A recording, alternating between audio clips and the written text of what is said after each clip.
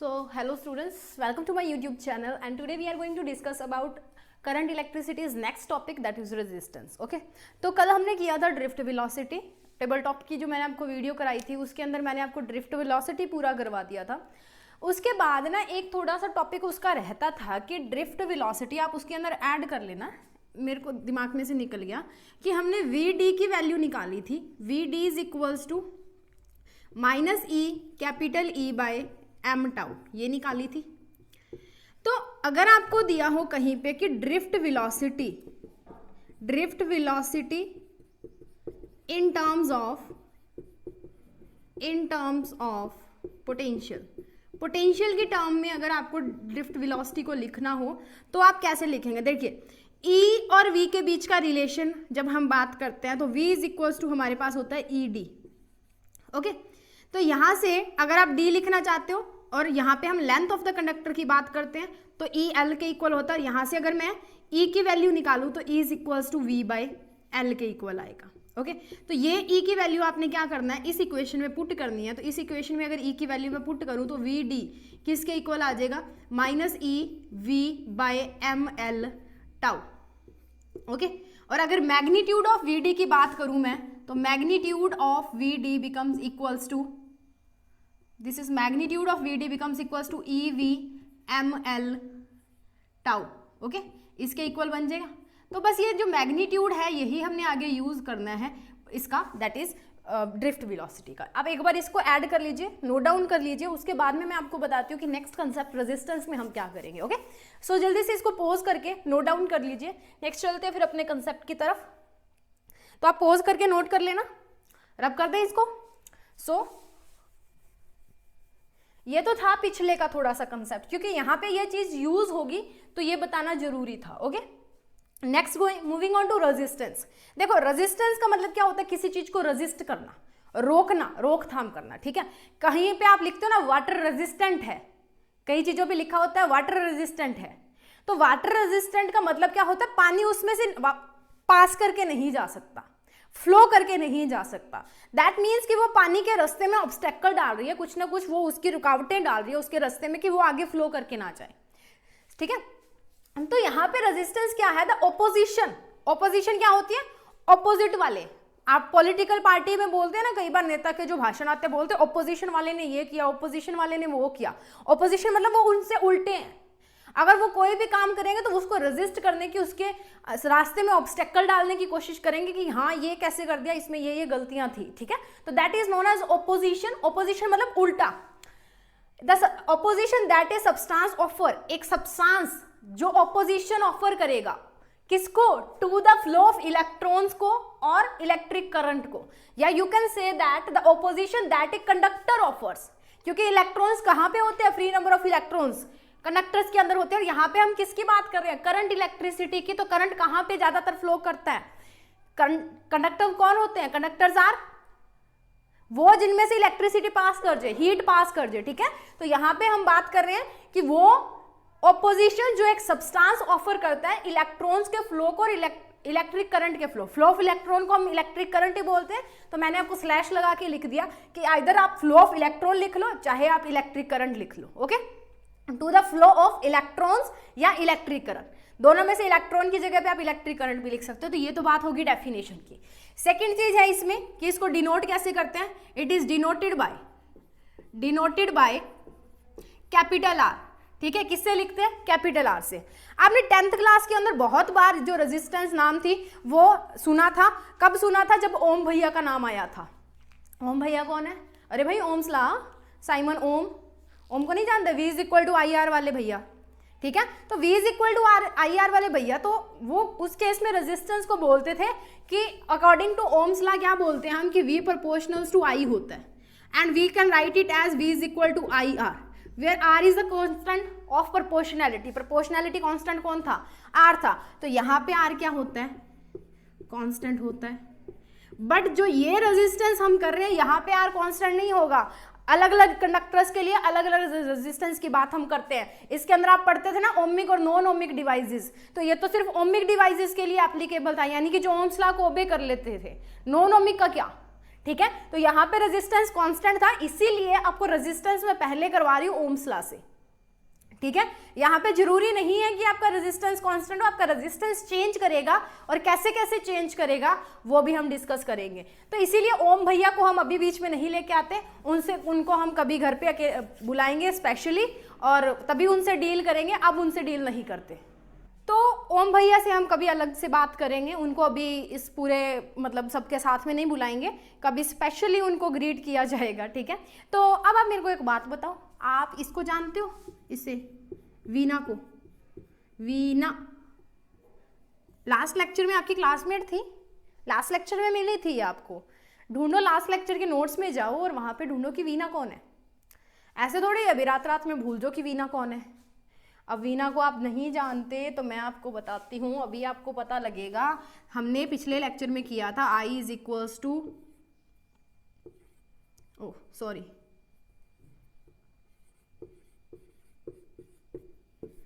नहीं किया था ना, तो ये वीना ही तो है, VENA वीना। तो relation between current and drift velocity कौन है? वीना ही तो है। दोनों के बीच में रिलेशन कौन सबमिट करवा रही है? अब रिलेशन क्या होता है? जब रिश्ते करवाए जाते हैं बीच में एक विचोला होता है ना, वो विचोला कौन है? वीना है। तो I is equals to Veena, I equal to Veena. तो वीना क्या है?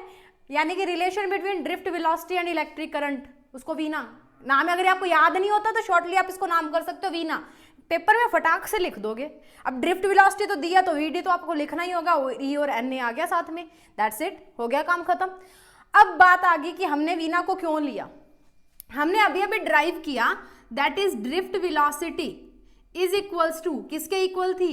E, इसका मैग्नीट्यूड की बात कर रहे हैं हम, EV by V, that is potential ML tau के इक्वल है। Put this value in this, और आप क्या कर सकते हो, V की वैल्यू पहले, अगर आपको क्या करना है, थोड़ा सा अच्छे से प्रेजेंट करना है इसको, तो आप क्या कर सकते हो, पहले ये वैल्यू भी पुट कर सकते हो, minus E capital E by M tau, फिर आप बोल दो कि is equals to this, therefore drift velocity becomes equal to this and therefore the magnitude of drift velocity is EVM by L tau के equal हो गया। Okay done. तो अब यहाँ पे क्या हो गया, ये वैल्यू अगर मैं यहाँ पे पुट करूं, ये वैल्यू यहाँ पे पुट की, तो देखो क्या बना, ये वाली पुट करनी है EVM बाय L, ठीक है, M बाय L, ये आ गया साथ में टाउ, और ये वीना का ईना साथ में मल्टीप्लाई हो रहा है, वीना का ईना साथ में मल्टीप्लाई हो रहा है। अब बोलोगे ये क्यों लिखा, ये लिखेंगे, देखो सपोज दैट ये आपका कंडक्टर है, इसका हमने रेजिस्टेंस निकालना है।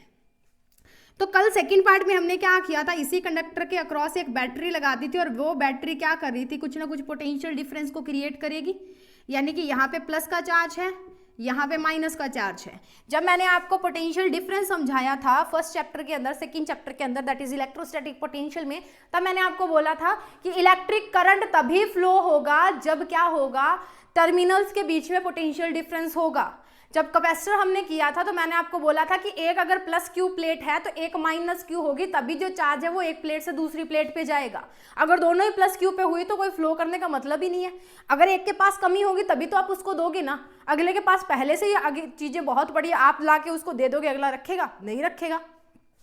तो यहाँ पे क्या आ गया, पोटेंशियल डिफरेंस, और पोटेंशियल डिफरेंस जहां भी आता है वहां क्या होता है, करंट आता है। यू कैन, हमने बोला था कि जो कैपेसिटर होता है वो इलेक्ट्रिक एनर्जी, यानी कि इलेक्ट्रिकल एनर्जी की फॉर्म में स्टोर करता है, तो इलेक्ट्रिसिटी इज इलेक्ट्रिकल एनर्जी ना।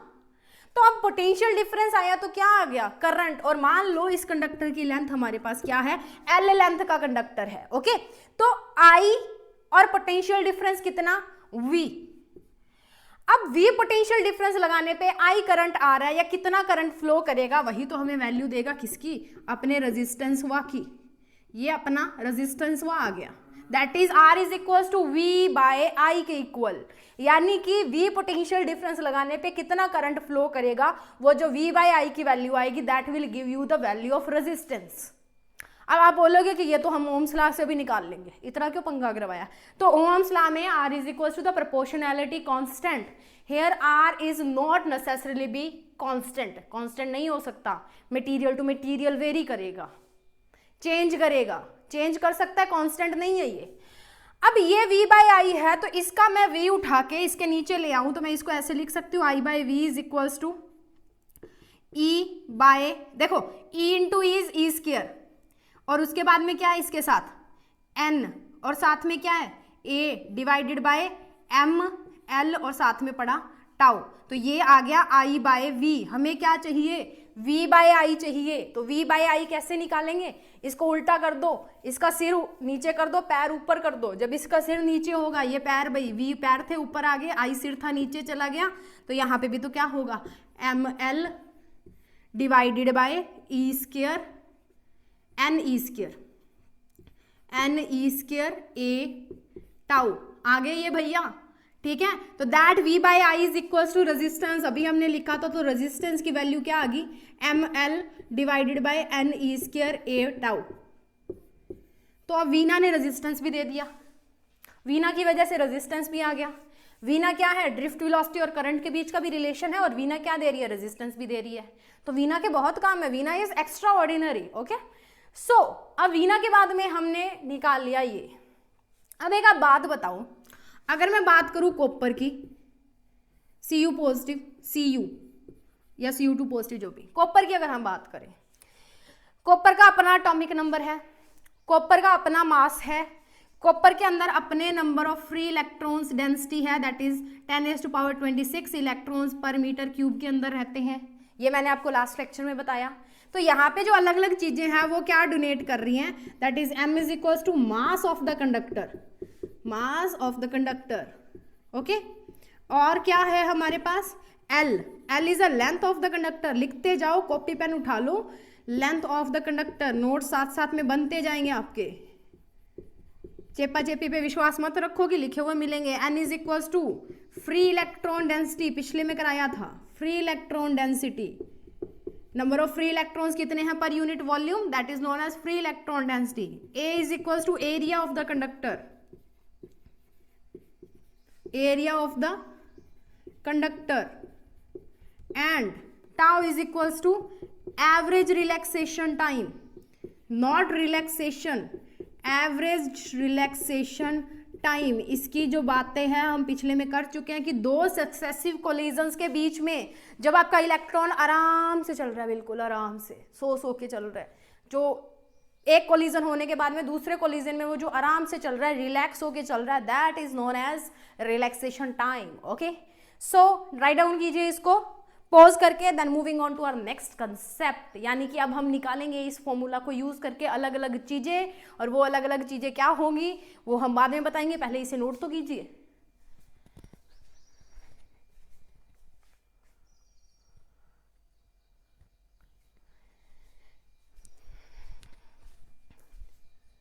तो रब कर दे, रब कर देते हैं, सारा नहीं करते, थोड़ा सा करते हैं। डेफिनेशन भाई अगर आपने लिख ली तो हम इसे भी उड़ा ही देते हैं, क्योंकि हमें थोड़ा स्पेस ज़्यादा चाहिए। तो स्पेस की ही तो बात है, ace of space. Okay, now हमने डिराइव किया that is resistance is equals to M L N E square A into tau. ये भाई आगे रेजिस्टेंस हमारे पास बिना ओम भैया के, ओम भैया को हमने बुलाया ही नहीं और रेजिस्टेंस आ चुका है हमारे पास। अब देखो, जैसे मैंने आपको बताया, अगर बात करें कॉपर की तो उसका अपना एक कांस्टेंट मास होगा, उसकी अपनी एक चार्ज डेंसिटी है, that is 10⁻⁻, free electron density है 10⁻26 मीटर इलेक्ट्रॉन्स पर मीटर क्यूब में।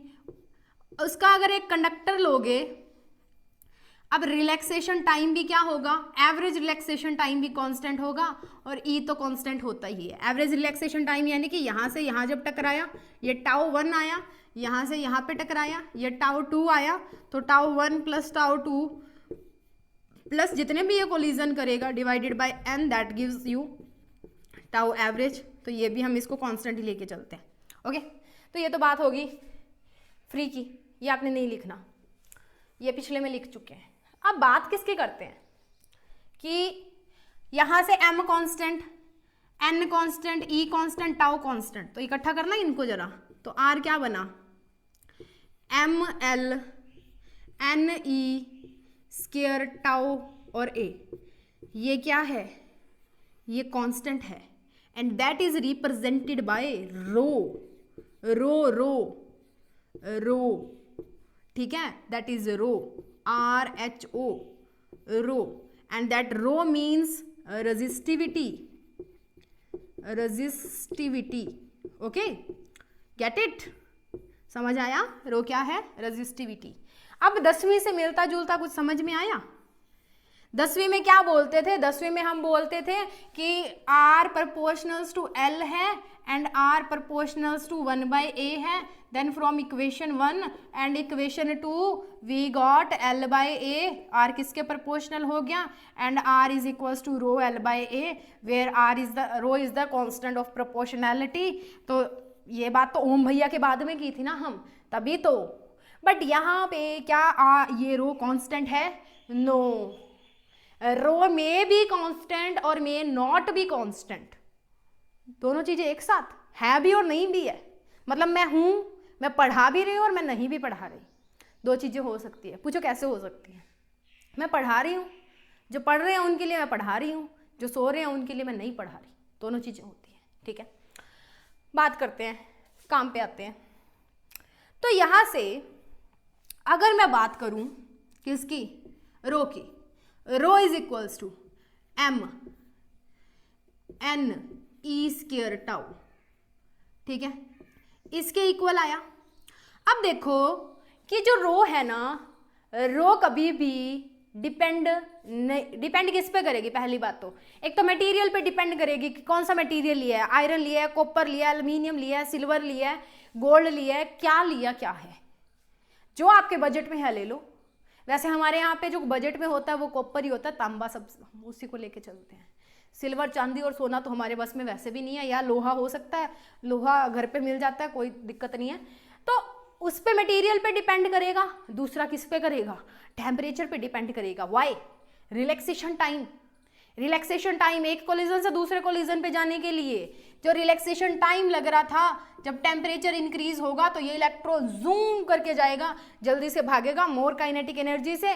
और मोर काइनेटिक, देखो थर्मल एनर्जी से इलेक्ट्रॉन मूव करते हैं ना, पिछले में किया, तो थर्मल एनर्जी मतलब जितना टेम्परेचर राइज हो गया उतनी थर्मल एनर्जी ज्यादा मिल रही है, उतने इलेक्ट्रॉन है वो ज्यादा डांस कर रहे हैं, और जितने ज्यादा इलेक्ट्रॉन डांस करेंगे उतना जाके कर्नल से ज्यादा टकराएंगे। अब जितना जल्दी जाके कर्नल से टकराएंगे उतनी रेजिस्टिविटी इनकी क्या होगी? ऑल्टर होगी।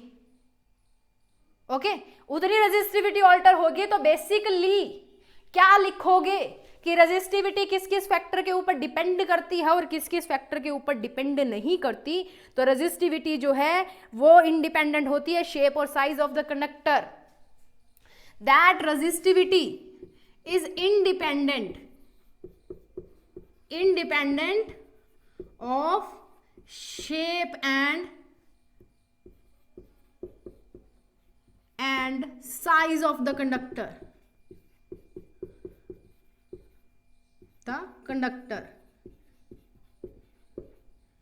ठीक है। आपके पास जो ऑब्जेक्ट है, चाहे वो क्यूब है, चाहे वो स्फीयर है, चाहे वो कुछ भी है, आपको मैंने कॉपर दे दिया, एक कॉपर, उससे चाहे आप क्यूब बना लो, उससे चाहे आप स्फीयर बना लो, उससे चाहे कुछ भी बना लो, resistivity is independent. Resistivity is independent of shape और साइज ऑफ द कंडक्टर। बड़ा क्यूब बनाओ चाहे छोटा क्यूब बनाओ, पर बनाओगे तो उसी कॉपर से ना। मैं आपको 1 ग्राम कॉपर दे देती हूँ या 1 किलो कॉपर दे दिया आपको, तो 1 किलो कॉपर से चाहे आप ऐसे लंबा करके ऐसे क्यूब बना लो, चाहे ऐसे चौड़ा करके बना लो, चाहे उसकी बॉल बना लो, स्फीयर बना लो, resistivity does not depend. It depends on कि वो कॉपर है और कितना कॉपर है। एक तार है, इतनी सी है, उसको खींच के इतनी लंबी कर लो, resistivity does not depends on it. इतनी सी तार को इतना बड़ा कर लो, कोई फर्क नहीं पड़ेगा। ओके, अब बात ये आ गई कि रेजिस्टिविटी अगर इन दोनों पे इंडिपेंडेंट है तो रेजिस्टिविटी डिपेंड किस पे की? इट इज डिपेंडेंट ऑन किस पे? मटेरियल पे एंड टेम्परेचर पे। अभी बताया कि टेम्परेचर बढ़ा तो क्या होगा? काइनेटिक एनर्जी बढ़ जाएगी इलेक्ट्रॉन्स की, ज्यादा फुदकेंगे वो ज्यादा एनर्जी के साथ, और जब ज्यादा एनर्जी के साथ फुदकेंगे तो ज्यादा जल्दी जाके कलीजन्स करेंगे। तो जितना कलीजन्स के बीच में रिलैक्सेशन टाइम लग रहा था वो कम लगेगा। एक गाड़ी जा रही है 80 मीटर पर सेकंड पे और एक जा रही है 180 मीटर पर सेकंड पे। खुद देख लो, 80 मीटर वाली आपको दिखेगी, 180 वाली दिखनी भी नहीं, ऐसे शू करके निकलेगी। ओके, तो रिलैक्स होने का टाइम मिलेगा उसमें। क्या पहले ऐसे करो, आंखें बंद करके फिर देखो कि हाँ गाड़ी गई है।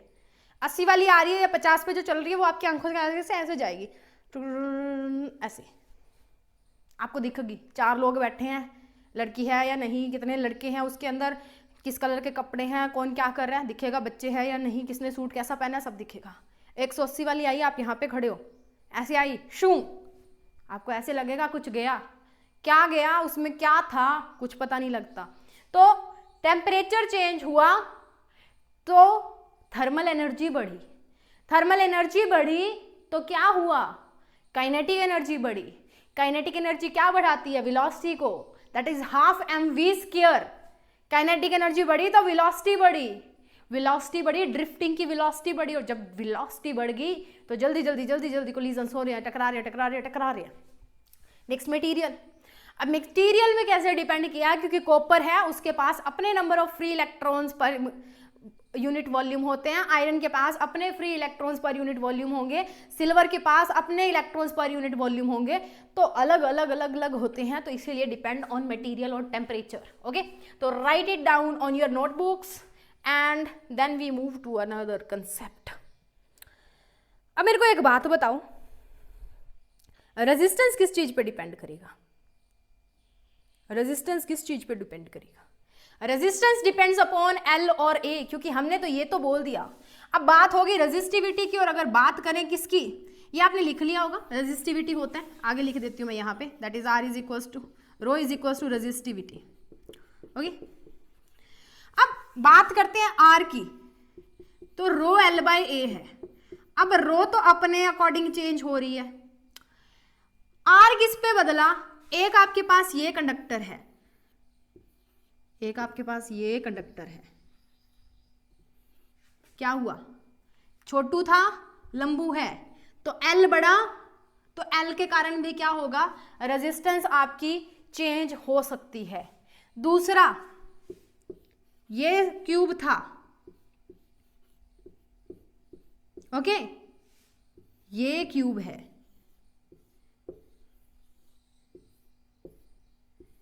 एरिया बढ़ा, इसका छोटा ए, इसका बड़ा ए, बड़ा ना। तो रेजिस्टेंस किस पे डिपेंड करती है, लेंथ पे और एरिया पे। रेजिस्टिविटी किस पे डिपेंड करती है, मटेरियल और टेम्परेचर पे। आपका ये लंबा सारा कंडक्टर है, इतना सा कंडक्टर था, ये मैं आपको दूंगी, इसकी रेजिस्टिविटी भी रो ही होगी, इसकी रेजिस्टिविटी भी रो ही होगी, क्योंकि रेजिस्टिविटी लेंथ पे डिपेंड नहीं कर रही। यहां पे रेजिस्टिविटी अगर रो है तो यहां पे भी क्या होगी, रो ही होगी। इसकी रेजिस्टिविटी छोटे क्यूब की रो है तो बड़े वाले की भी रो ही होगी। It does not depend upon shape and size of the conductor, length और एरिया पे डिपेंड नहीं करता है, depends upon material and temperature. Okay, get it, but resistance depend upon length and area. इसको फटाफट नोट डाउन कीजिए, फिर एक आपको इंपॉर्टेंट न्यूमेरिकल में करके दिखाती हूँ, उससे आपको पता लगेगा कि रेजिस्टेंस लेंथ के चेंज होने पे कैसे चेंज होता है। तो फटाक से इसको पोज करके नोट डाउन कीजिए, चलते हैं फिर न्यूमेरिकल की तरफ। सो न्यूमेरिकल हमारा या क्वेश्चन हमारा क्या बोल रहा है, a wire of resistance, a wire of resistance 10 ohm, एक वायर है जिसकी रेजिस्टेंस आपको दी हुई है 10 ओम, इज स्ट्रेच्ड, उसको खींचा गया। कितना स्ट्रेच किया गया, stretch twice of its length, is stretch twice of its length. A resistance, a wire of resistance 10 ohm is stretch 10 times, या आप बोलो कि इसको 2 बार खींचा गया, ठीक है, यू कैन से इट स्ट्रेच ट्वाइस। ओके, तो ट्वाइस उसको जब स्ट्रेच किया गया, फाइंड द न्यू रेजिस्टेंस, नई रेजिस्टेंस बताओ क्या आएगी। ओके, दो केसेस बनाओ, एक ये वायर थी,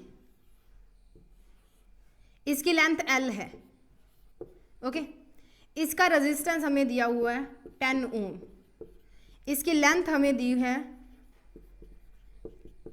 L, ओके। वहीं पे इसको ट्वाइस खींच लिया गया, 2 बार खींच लिया गया, यानी कि लेंथ दुगनी होगी उसकी, तो इसकी लेंथ कितनी होगी 12 होगी, यानी कि ट्वाइस द लेंथ कर दी गई इसकी। रेजिस्टेंस यहाँ पे भी कितना रहेगा, कितना रहेगा वो हमने निकालना है, लेंथ हमें पता है, लेंथ इज 12। अब रेजिस्टेंस का फॉर्मूला क्या होता है, R is equals to rho L by A. अगर इसका एरिया ऑफ क्रॉस सेक्शन, ये क्रॉस सेक्शन का एरिया जो है that is given as A, इसका जो एरिया ऑफ क्रॉस सेक्शन है you can say that it is A prime, okay. तो this is R is equals to rho L by A हो गया।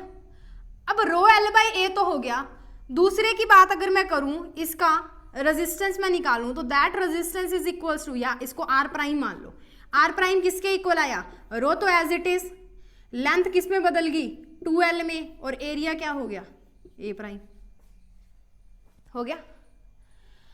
अब एक रेजिस्टेंस ये है, एक रेजिस्टेंस ये है, के ऊपर लगाएंगे volume conservation, we can say our volume is conserve, ठीक है, बाय यूजिंग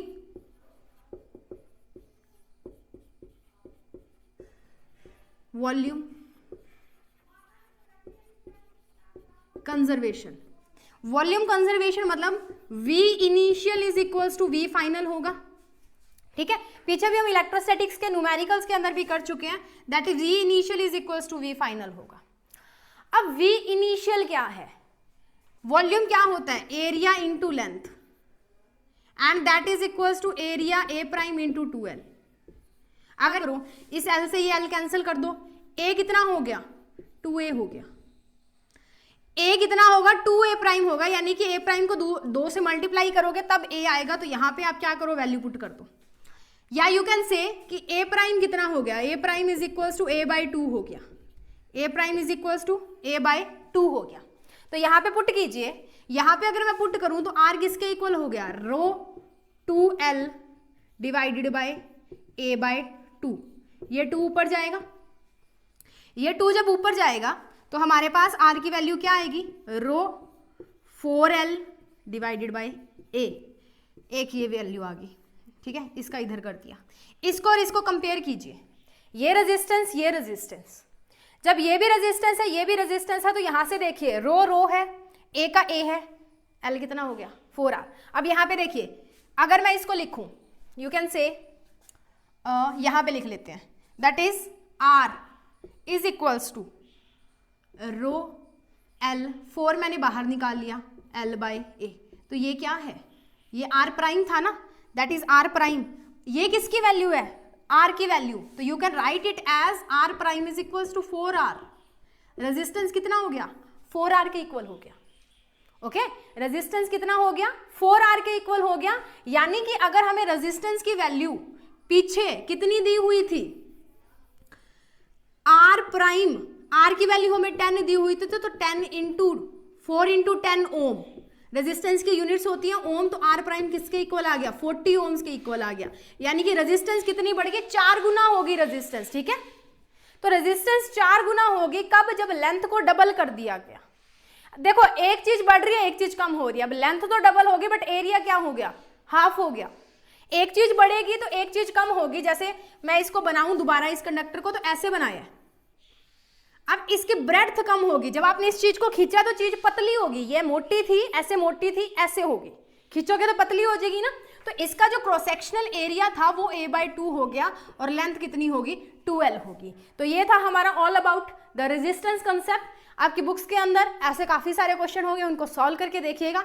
सो आज के लिए इतना ही, नेक्स्ट लेक्चर में मिलेंगे नेक्स्ट कंसेप्ट के साथ। तो तब तक के लिए इसको पॉज कीजिए और नोट डाउन कीजिए।